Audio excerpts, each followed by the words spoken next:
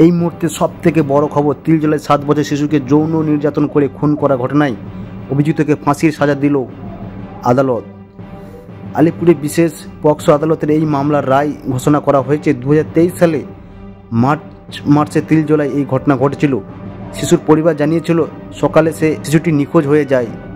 ওই বাড়ির অন্য একটি ফ্ল্যাট থেকে পরে শিশুটির দেহ উদ্ধার করে পুলিশ।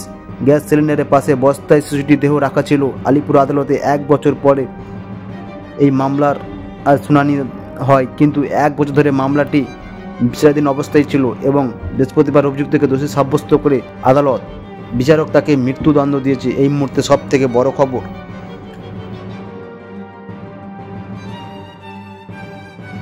তিলজলায় 7 বছরের শিশুকে যৌন নির্যাতন করে খুন করার ঘটনায় অভিযুক্তকে ফাঁসির সাজা শোনালো আদালত।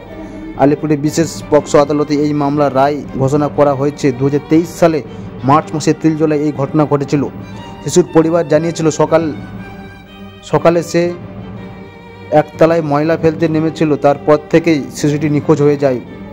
ওই বাড়ির অন্য একটি ফ্ল্যাট থেকে উদ্ধার করা হয় শিশুটির দেহ। গ্যাস সিলিন্ডারের পাশে বস্তায় শিশুটির দেহ রাখা ছিল।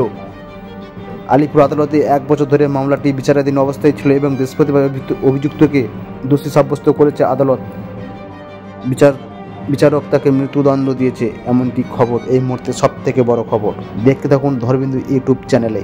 এবং যে ঘটনা ঘটেছিল 7 বছর আগে, যে পুলিশের গাড়ির উপর ভাঙচুর এবং মানুষের জমায়েত, তা কিন্তু দেখতেই পাচ্ছেন সেই ছবি।